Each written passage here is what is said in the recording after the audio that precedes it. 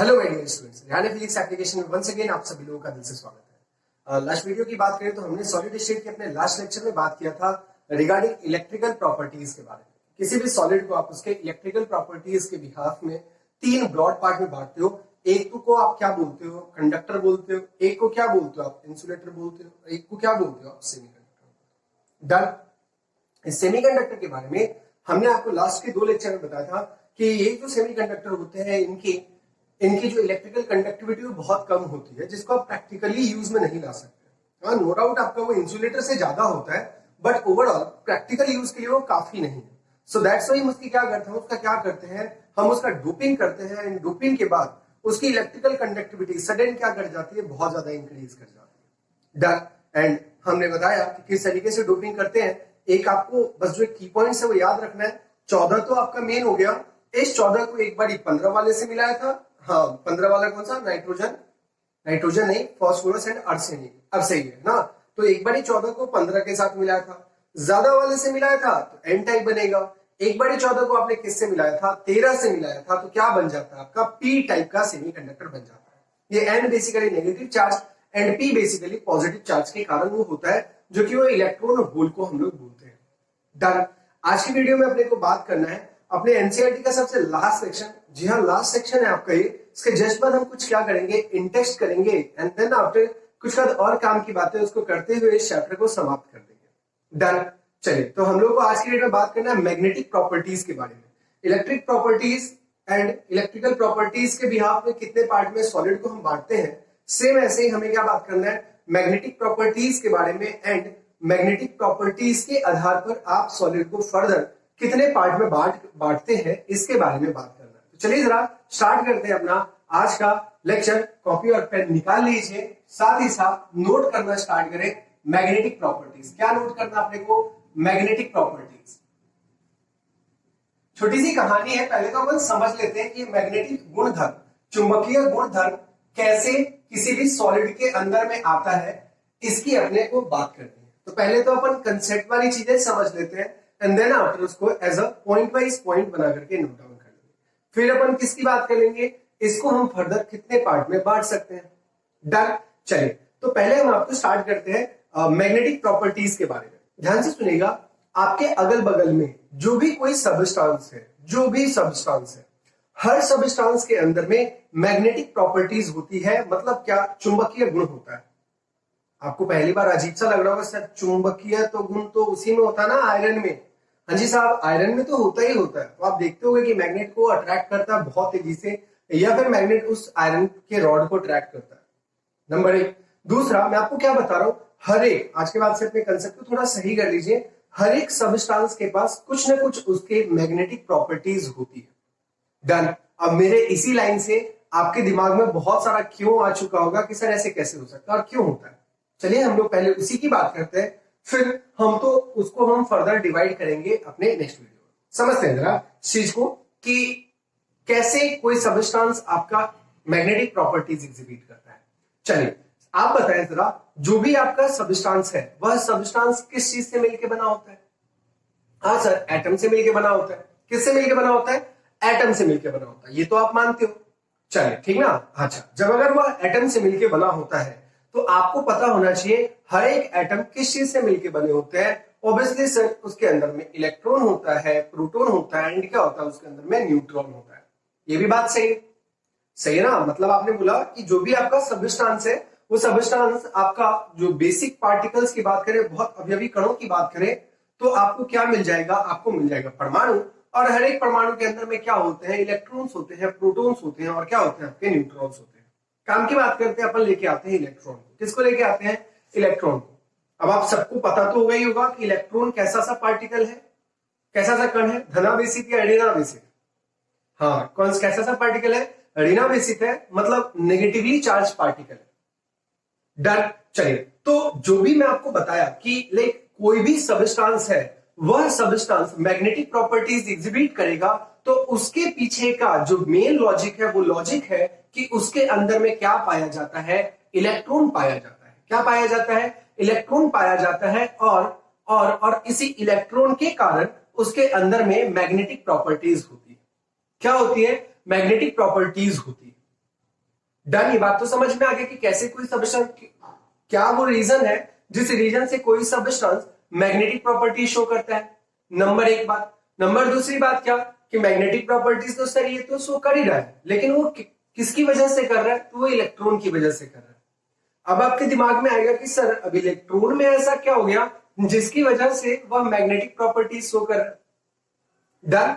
चलिए तो अभी अपन इसके बारे में बात करते हैं। पहले तो थोड़ा थोड़ा डायग्राम बेसिस वाली चीजें अपन हल्के से समझ लेते हैं एंड देन आप पॉइंट की बात करेंगे। अपन आए जरा पहले समझे कि हमने बोला कि इलेक्ट्रॉन की वजह से क्या होता है भाई साहब, इलेक्ट्रॉन की वजह से वह सबस्टेंस या फिर कोई भी सबस्टेंस आपका मैग्नेटिक प्रॉपर्टीज एग्जिबिट करता है। अब आपको पता है कि इलेक्ट्रॉन तो कभी भी रुका तो होगा नहीं। फिर से सुन लीजिए, इलेक्ट्रॉन क्या कभी रुका हुआ रहता है या फिर वो हमेशा न्यूक्लियस के चारों ओर बहुत स्पीड से वो क्या कर रहा होता है, चक्कर लगा रहा होता है। ये तो आप सब लोग जानते हो ना, कितनी स्पीड से चक्कर लगा रहा होता है। 10⁻⁶ मतलब 10⁶ के कोटि के ऑर्डर में वो क्या कर रहा होता है, वो चक्कर लगा रहा होता है। डन। जो कि आपने 11th क्लास के सेकंड चैप्टर एटॉमिक स्ट्रक्चर में सीखा होगा। उसकी वैल्यू होती है 2.18 इंटू 10⁻⁶ Z/n आपका होता है डन मीटर पर सेकेंड। चलिए आपको पता है कि इलेक्ट्रॉन रुका नहीं हुआ है। अगर लेट से हम बात करते कि आपका क्या हो गया, न्यूक्लियस हो गया। डन। चलिए ये जैसे ही आपका न्यूक्लियस हो गया तो आए जरा अब हम ना बनाते हैं इसके ऑर्बिट्स को बनाते हैं। क्या बनाते हैं, इसके एक ऑर्बिट को बनाते हैं। लेट से मान लो ये आपका क्या बन गया, ऑर्बिट बन गया। और यहाँ क्या मान लो आप कि यहाँ आपका क्या हो गया, यहाँ आपका आ गया न्यूक्लियस। इन दोनों में तो कोई दिक्कत नहीं। यहाँ क्या आ गया आपके पास, न्यूक्लियस। और लेट से मान ले कि ये आपके पास क्या है, ये आपके पास है इलेक्ट्रॉन। यहां मैं आपको इंडिकेट भी कर देता हूं, ये आपका क्या है, ये आपका है इलेक्ट्रॉन। डन। चलिए अब ये इलेक्ट्रॉन इस न्यूक्लियस को के चारों ओर क्या कर रहा होगा, ये इलेक्ट्रॉन इस न्यूक्लियस के चारों ओर चक्कर लगा रहा होगा। क्या लगा रहा होगा, चक्कर लगा रहा होगा। डन। आपने फिजिक्स में शायद से पहले चैप्टर में डाइपोल मोमेंट का नाम सुना होगा, सुना है ना, इलेक्ट्रिक डाइपोल मोमेंट का सुनाइए होगा आप लोगों ने, सर ने पढ़ाया भी होगा। Q इंटू डी करते हुए होता है। Q तो होता है उस चार्ज का मैग्नीट्यूड और D होता है कि कितने दूरी से वह इक्वल एंड अपोजिट चार्ज क्या होते हैं, सेपरेटेड होते हैं। बात समझ में आ रहा ना। Q क्या होता है उस चार्ज का मैग्नीट्यूड एंड D क्या होता है वो डिस्टेंस होता है, जिस डिस्टेंस से वो सेपरेटेड होता है। हमारा क्या आता है, इलेक्ट्रिक डाइपोल मोमेंट की वैल्यू आती है। जब आप चैप्टर नंबर 4 पढ़ोगे, मतलब फिजिक्स की बात करूंगा अगर तो वहां आप magnetic moving charges and magnetism से डील करोगे। मतलब वहां आप ना magnetic field and magnetic effect के बारे में बात करोगे। तो जैसे आपने यहाँ पर इलेक्ट्रिक डाइपोल मोमेंट पढ़ा, वहां क्या पढ़ोगे, वहां आप पढ़ोगे मैग्नेटिक डाइपोल मोमेंट या फिर मैग्नेटिक मोमेंट आप पढ़ोगे। क्या पढ़ोगे, मैग्नेटिक मोमेंट पढ़ोगे। क्या पढ़ेंगे वहां पे, मैग्नेटिक मोमेंट। सेम ऐसे से ही रहता है जैसे यहाँ इलेक्ट्रिक डाइपोल मोमेंट है, वैसे वहां पे मैग्नेटिक डाइपोल मोमेंट होता है। डन। एक बात तो आपको समझ में आ गया, एक टर्म जो हम लोग यहाँ पे यूज कर रहे हैं फिजिक्स का, चिंता मत करो, चौथे चैप्टर फिजिक्स में उसकी बात आपको काफी कायदे से बता दी जाएगी और अच्छे खासे न्यूमेरिकल भी आपको सॉल्व करना है। डन। चलिए तो हम किसकी बात कर रहे हैं, हम लोग बात करें मैग्नेटिक मूवमेंट का। तो हमने आपको क्या बोला, हमने आपको बोला कि लाइक इलेक्ट्रॉन की वजह से एक्चुअली कोई भी सबस्टेंस के अंदर में क्या आता है, मैग्नेटिक प्रॉपर्टीज आता है। ये बात में तो कोई दिक्कत नहीं। अब बात ये आता है कि सर इलेक्ट्रॉन में ऐसा क्या हो रहा होता है जिसकी वजह से आपका वह सबस्टेंस मैग्नेटिक प्रॉपर्टीज शो करना स्टार्ट करता है। फिर से सवाल सुन लीजिए, आपने बोल दिया कि लाइक कोई भी सबस्टेंस मैग्नेटिक प्रॉपर्टीज एग्जिबिट इसीलिए करता है क्योंकि उसके पास क्या होता है, इलेक्ट्रॉन होता है। डन। फिर दिमाग में बात क्या आता है कि इलेक्ट्रॉन तो सही बात है लेकिन इलेक्ट्रॉन भी अगर है तो कैसे वह इलेक्ट्रिक मतलब मैग्नेटिक प्रॉपर्टीज को शो कर रहा है।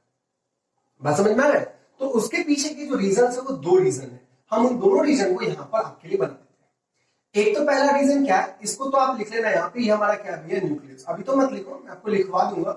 ये लाइक डायग्राम को तो रहने देते हैं, बता देंगे किस ऑर्डर में आपको डायग्राम बनाना है। डन। चलिए अभी अपन क्या बोल रहे हैं, अभी तो अपन बोल रहे हैं कि ये ना आपके पास क्या, इलेक्ट्रॉन, ये सेंटर पे क्या आपका न्यूक्लियस, और ये आपका आएगा डायरेक्शन आएगा मैग्नेटिक मूवमेंट का। क्या आ जाएगा, मैग्नेटिक मूवमेंट का डायरेक्शन आ जाएगा कि लाइक अगर इलेक्ट्रॉन रोटेट कर रहा है न्यूक्लियस के चारों ओर तो वह क्या क्रिएट करता है, वह क्रिएट करता है आपका मैग्नेटिक मूवमेंट।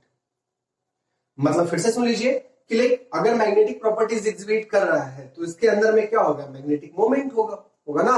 और अगर मैग्नेटिक मूवमेंट है तो वो मैग्नेटिक मूवमेंट आ कहां से रहा है, डाउट अपना समझ में आ रहा ना कि हम चल कैसे रहे। पहले हमने आपको बोला कि कोई सबस्टेंस मैग्नेटिक प्रॉपर्टीज को एग्जिबिट कर रहा है, आप याद भी करते चलते चलिए, ऐसा कोई बहुत बड़ी बात नहीं है। कोई भी सबस्टेंस क्या करता है, मैग्नेटिक प्रॉपर्टी शो करता है। मैग्नेटिक प्रॉपर्टीज किसकी वजह से करता है, इलेक्ट्रॉन की वजह से करता है। किसकी वजह से करता है, इलेक्ट्रॉन की वजह से करता है। क्यों करता है, क्योंकि इलेक्ट्रॉन के पास और हर एक इलेक्ट्रॉन के पास आपका मैग्नेटिक मोमेंट होता है। क्या होता है, उसके पास मैग्नेटिक मोमेंट होता है। अब दिमाग में आ रहा होगा कि सर वो मैग्नेटिक मोमेंट कैसे आ रहा है, इसके बारे में बताएं। अब वो मैग्नेटिक मोमेंट आता है, सबसे पहला तो एक रीजन क्या बता दोगे, वह मैग्नेटिक मोमेंट आता है कि वह क्या कर रहा होता है, न्यूक्लियस के चारों ओर क्या लगा रहा होता है, चक्कर लगा रहा होता है। क्या लगा रहा होता है, न्यूक्लियस के चारों ओर चक्कर लगा रहा होता है, पहली बात। दूसरा, एक और चीज ध्यान से देखें, न्यूक्लियस के तो सही बात है कि वो क्या कर रहा होगा, चारों ओर चक्कर तो लगा ही रहा होगा, बट ध्यान से देखें, पैरेलली वो एक और काम कर रहा होता है जो भी आपका इलेक्ट्रॉन होता है। ऐसे मान लो कि आपके पास क्या है, ये आपका रहा वो इलेक्ट्रॉन, क्या है आपका, ये आपका वो इलेक्ट्रॉन है। तो इलेक्ट्रॉन न्यूक्लियस के चारों ओर चक्कर लगाते लगाते ये क्या करते हैं, ये अपने एक्सिस पर भी क्या कर रहे होते हैं, स्पिन कर रहे होते हैं। क्या कर रहे होते हैं, स्पिन कर रहे होते हैं। फिर से सुन लीजिए, न्यूक्लियस के तो चारों ओर चक्कर लगाए गए, ऑर्बिटल न्यूक्लियर मोशन आप कह सकते हो इसको। दूसरा, ये अपने भी एक्सिस के अराउंड क्या कर रहे होते हैं, रोटेट कर रहे होते हैं। इस चीज को आप एनालॉजी बड़े आराम से बिठा सकते हैं, किसके साथ, कि लाइक पृथ्वी दैट वह सूरज के भी चारों ओर चक्कर काट रहा है, एक बात। दूसरी बात कि पृथ्वी अपने अक्ष पे भी क्या कर रहा है, घूम रहा है, और घूमते घूमते सूरज के क्या कर रहा है, चारों ओर चक्कर लगा रहा है। बात समझ में आ रहा ना। तो इसका अपना खुद का भी होगा, स्पिन होगा। तो spin about its own axis, तो देखिए जो भी मैग्नेटिक मोमेंट इसका निकल के आ रहा है, वह मैग्नेटिक मोमेंट दो रीजन की वजह से निकल के आ रहा है। एक रीजन क्या है कि इस इलेक्ट्रॉन का क्या हो रहा है, इस इलेक्ट्रॉन का न्यूक्लियस के अराउंड क्या हो रहा है, मोशन हो रहा है। एक ये रीजन है इसमें मैग्नेटिक मोमेंट को डेवलप होने का। ये आपका डायरेक्शन आपका बन गया किसका, मैग्नेटिक मोमेंट का। किसका डायरेक्शन बन गया, मैग्नेटिक मोमेंट का। डन। और ये वाला भी अगेन आपका क्या बन जाएगा, direction of what ever magnetic moment का।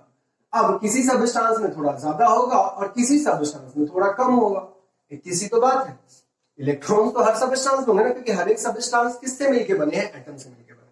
डन। और हर एटम में क्या होंगे, इलेक्ट्रॉन्स होंगे और इलेक्ट्रॉन की वजह से आपका मैग्नेटिक प्रॉपर्टीज शो होता है। और इलेक्ट्रॉन की वजह से क्यों शो होता है, क्योंकि हर एक इलेक्ट्रॉन के पास खुद का क्या होता है, खुद का मैग्नेटिक मोमेंट होता है। क्या होता है, खुद का मैग्नेटिक मोमेंट होता है। अब जो भी इसका खुद का मैग्नेटिक जो मोमेंट होता है, वह मैग्नेटिक मोमेंट दो चीजों की वजह से होता है, एक न्यूक्लियस के चारों ओर चक्कर काटने से, और एक इसके अपने एक्सिस के अराउंड, फिर से इसके अपने एक्सिस के अराउंड रोटेशन से या फिर स्पिनिंग से आप कह सकते हैं। क्या ये बात आपको समझ में आ रहा है, डर। इन दोनों के कंबाइन के कारण आपका कोई भी इलेक्ट्रॉन क्या कंटेन करता है, इलेक्ट्रॉन कंटेन करता है मैग्नेटिक मोमेंट। क्या कंटेन करता है, मैग्नेटिक मोमेंट कंटेन करता है। एंड दूसरी बात ध्यान से सुने, इसी मैग्नेटिक मोमेंट के कारण यह क्या एग्जिबिट करने लग जाता है, अपने मैग्नेटिक प्रॉपर्टीज को एग्जिबिट करने लग जाता है। अब आपको अगर हम बताएं कि लाइक जो भी आपका ये सबस्टेंस है, सबस्टेंस लाइक क्या, जो भी आपका एक इलेक्ट्रॉन है आपका, वह इलेक्ट्रॉन अपने आप में एक टीनी मैग्नेट, क्या बोलते हैं, बहुत छोटा सा मैग्नेट की तरह प्रेटेंड करने लगता है। मतलब अपने आप को दिखाने लगता है कि हम क्या भी, हम एक बहुत छोटे से एक मैग्नेट के रूप में हम ट्रेट आउट हो रहे हैं। किसकी वजह से, इसके स्पिनिंग की वजह से। एंड इसके स्पिनिंग की वजह से जो मैग्नेटिक मोमेंट आपका प्रोड्यूस हो रहा है। क्या ये बात आप लोगों को समझ में आ, डन यहां तक के करीब में, सही है। बड़े आगे चलिए, तो ये तो हमने आपको बता दिया डायग्राम वाली बातें। एंड आप तो एक काम कर लो, फटाफट ये दोनों डायग्राम आप नोट कर लो। इसके जस्ट बाद अपन क्या करते हैं, अपन पॉइंट वाइज चीजों को लिख लेते हैं एंड देन आफ्टर इसको कैटेगराइज करते हैं। क्या कि किसने पार्ट में हम सॉलिड को या फिर सबस्टेंस को बांट सकते हैं, क्या on the basis of its magnetic property. आप आराम से इन दोनों डायग्राम को नोट कीजिए।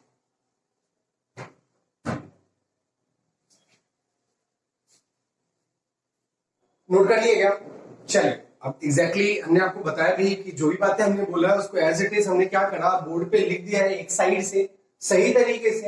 एज टॉपिक आपके थ्योरेटिकल टॉपिक है, कोई भी पॉइंट्स आपको याद नहीं करना है, बस आपको क्या करना है, बस आपको समझना है कि चीजें कैसे से।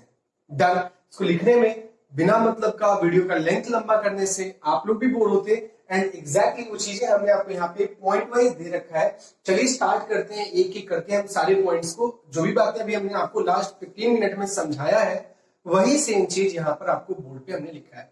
एज आप लोगों ने डायग्राम तो बना ही लिया होगा, अब अकॉर्डिंगली हम लोग उस पॉइंट को डिस्कस करते हैं। चलिए सबसे पहला पॉइंट अगर मैं आपको बताऊं क्या लिखा है, every substance has what some magnetic properties due to presence of electron।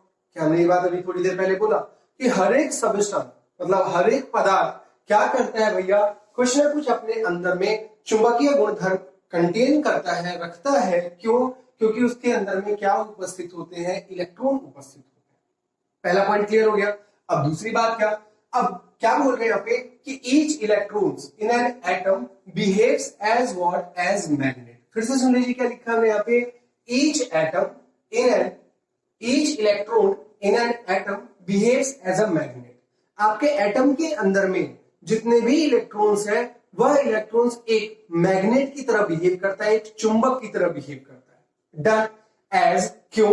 क्योंकि हर एक इलेक्ट्रॉन के पास क्या होता है, कुछ ना कुछ मैग्नेटिक मूवमेंट होता है। क्या होता है? कुछ ना कुछ मैग्नेटिक मूवमेंट होता है। डन। जिस मैग्नेटिक मूवमेंट के बारे में कंप्लीट इनकाउंटर आप जैसे पहले चैप्टर में डाइपोल मूवमेंट का आपने फिजिक्स में करा था, वैसे ही 4th चैप्टर में आप मैग्नेटिक मूवमेंट का करेंगे। डन। क्या लिखा हमने, क्यों मैग्नेट की तरह ट्रीट करता है हर एक इलेक्ट्रॉन जो भी एटम में प्रेजेंट है, ड्यू टू कि उसके अंदर में क्या होता है, हर एक जो भी इलेक्ट्रॉन है वह क्या पोजेस करता है, वह क्या कंटेन करता है, वो कुछ ना कुछ मैग्नेटिक मूवमेंट कंटेन करता है। क्या ये बातें आपको समझ में आ रही है? हर दिमाग में आता है कि सर अब इलेक्ट्रॉन की वजह से मैग्नेटिक प्रॉपर्टी शो हो रहा है, इलेक्ट्रॉन के पास क्या होता है, मैग्नेटिक मूवमेंट होता है। कहां से आता है ये मैग्नेटिक मूवमेंट? डालने वाली बात अपने दिमाग में आती है कि सर ये मैग्नेटिक मूवमेंट का ओरिजिन क्या है। तो उसके रिगार्डिंग में हमने आपको अगला पॉइंट क्या लिखा, origin of magnetic movement is due to 2 types of motion. कितने टाइप ऑफ मोशन की वजह से भैया? 2 अलग अलग प्रकार के मोशन की वजह से क्या होता है, वह मैग्नेटिक मोमेंट को क्या करता है, जनरेट करता है। कौन जनरेट करता है? हर एक इलेक्ट्रॉन जनरेट करता है। कहां होता है इलेक्ट्रॉन? एटम में होता है आपका, और उस एटम से मिलकर क्या बनता है आपका, सबस्टेंस बनता है। ये कड़ी को बस आपको जोड़ना है और अपने आप को समझा के बिठाना है। डन। क्या बोला हमने कि क्या होगा वह ओरिजिन, जिस मतलब वो ओरिजिन क्या है मैग्नेटिक मोमेंट का, तो हमने आपको बताया 2 अलग अलग प्रकार के जो मोशन है उसकी वजह से मैग्नेटिक मोमेंट कंटेन करता है। अब हमने आपको क्या बताया, 2 डायग्राम बताया ना, तो जिसमें से जो सबसे पहला वाला डायग्राम है आपका, उसको आप क्या बोल सकते हो, वहां हमने देखा था, देखो अभी भी यही बना हुआ है, लाइक आपका orbital motion around what, around the nucleus. मतलब न्यूक्लियस के अराउंड वो क्या करता है, ऑर्बिटल मोशन करता है। पहली बात। दूसरा क्या बोला, spinning around its own axis. तो जो दूसरा वाला डायग्राम आपने बनाया था उसके नीचे चाहे तो आप लिख सकते हैं कि spinning around its own axis. वही जो हमने आपको यहाँ बनाया था ना, इस तरीके से ऐसा था और ये कर दिया था, करा था, और इसको हमने घुमा दिया था नेट। तो जो भी आपका स्पिन हो रहा है इलेक्ट्रॉन, अपने एक्सिस के अलोंग भी क्या करता है, मैग्नेटिक मूवमेंट ये क्रिएट करता है। डन। दोनों बातें होगी और इन दोनों की वजह से उसके पास क्या आ जाता है, कुछ ना कुछ मैग्नेटिक मूवमेंट आ जाता है। अब अगली बात, हालांकि जो भी मैग्नेटिक मूवमेंट आपका आया है इसके बारे में तो दिमाग में आता है कि सर ये मैग्नेटिक मूवमेंट का और भी कुछ है क्या, क्लिक। इसके बारे में एक तो बेसिक कंसेप्ट है, उसके रिगार्डिंग हमने आपको यहाँ पे लिखा है from the concept of magnetism. कहां से ला रहे हैं हम लोग, जब आप फिजिक्स का 4था चैप्टर पढ़ोगे वहां पर एक बात आपको बताया जाएगा क्या, कि जब कभी कोई भी चार्ज पार्टिकल कहां मूव करता है, किसी भी क्लोज लूप में मूव करता है। फिर से सुन लीजिए, जब कभी भी कोई चार्ज पार्टिकल क्लोज लूप में मूव करता है, तो देखो ना इलेक्ट्रॉन क्या कर रहा है, इलेक्ट्रॉन कैसे से भी न्यूक्लियस के चारों साइड तो चक्कर काट ही रहा है, तो क्या बना रहा होगा, वो एक क्लोज लूप बना रहा होगा। तो जब कभी कोई भी चार्ज पार्टिकल, आपका इलेक्ट्रॉन क्या एक प्रकार का चार्ज पार्टिकल, कैसा charge particle, negatively charge particle है ना। वही बात हमने आपको लिखा कि जब कभी भी कोई भी charge particle close loop form करता है तो उस चार्ज पार्टिकल से एसोसिएटेड क्या स्टार्ट हो जाता है आपका, उस चार्ज पार्टिकल से एसोसिएटेड मैग्नेटिक मोमेंट आ जाता है, जिसकी वैल्यूज, जिसके बारे में न्यूमेरिकल्स, जिसके बारे में आपको थ्योरम बोल दो, फिर डेरिवेशंस बोल दो, वो सब आपको फिजिक्स के 4थे चैप्टर में करना है।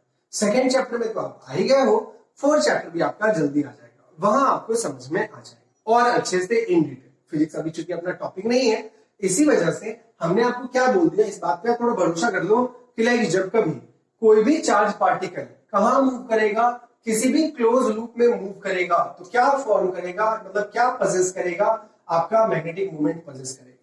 अब बात तो ये हुआ क्या कि move in A close loop. अब उस क्लोज लूप में मूव करने की वजह से वो दो बार क्लोज लूप में मूव करा। बताओ कैसे? एक तो न्यूक्लियस के चारों ओर ऐसे कर रहा है और एक अपने एक्सिस के अराउंड कैसे कर रहा है। देखो अपने एक्सिस के अराउंड वो क्या कर रहा है, मूव कर रहा है।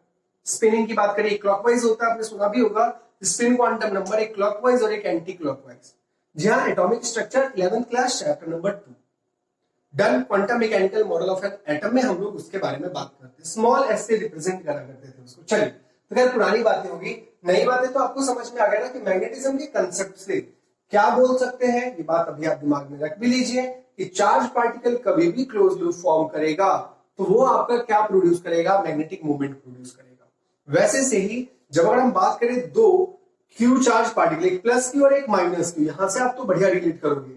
जब वह डी डिस्टेंस से क्या होता है, सेपरेटेड होता है, इक्वल एंड अपोजिट चार्ज जब डी डिस्टेंस से सेपरेट होता है, क्या क्रिएट करता है, आपका डाइपोल मोमेंट क्रिएट करता है। क्या क्रिएट करता है, डाइपोल मोमेंट क्रिएट करता है। सेम उसी तरीके से जब कभी कोई चार्ज पार्टिकल किसी भी जगह पे क्लोज लूप फॉर्म कर रहा है तो वो क्या प्रोड्यूस कर देगा, वह उसका मैग्नेटिक मोमेंट प्रोड्यूस कर देगा। डन, यहां तक कहीं बात समझ में आती है। चलिए, अब अगला पॉइंट क्या है कि हालांकि कि जो भी वैल्यू आएगा मैग्नेटिक मोमेंट का, अब कितना मैग्नेटिक मोमेंट प्रोड्यूस करा, 5 ग्राम, 5, 6, 7, 8 ग्राम की लीटर की, क्या दिमाग में बात आता है ना कि सब कितना करेगा magnetic moment.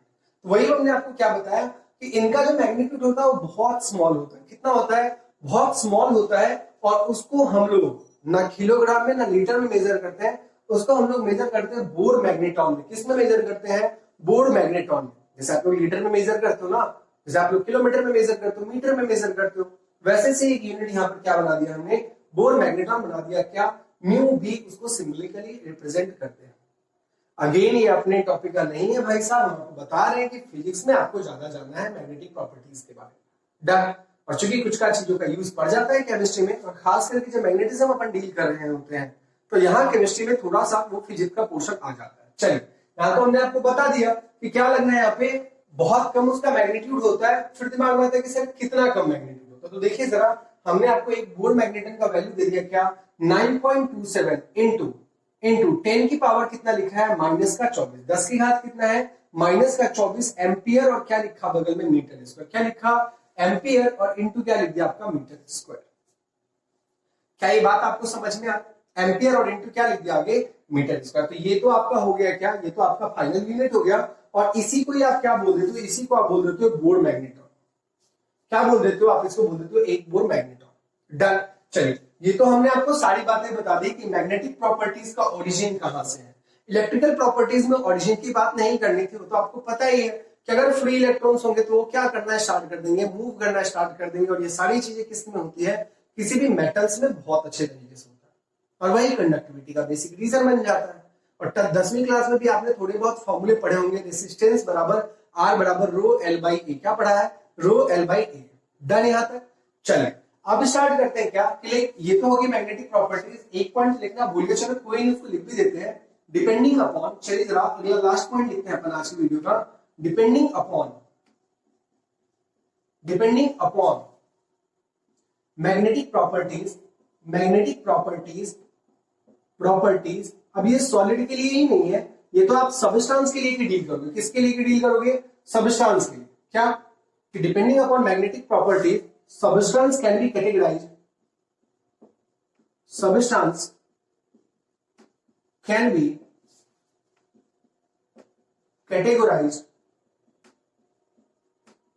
into 5 different parts। कितने डिफरेंट पार्ट पड़ता है बच्चों, वो 5 डिफरेंट पार्ट, 5 पार्ट इसके निकलते हैं, जो कि अगेन बहुत स्मॉल सेक्शन है। आपको तो बस केवल नाम जानना है और एग्जांपल्स याद रखने हैं, क्योंकि यहां से क्वेश्चन तो बन जाता है।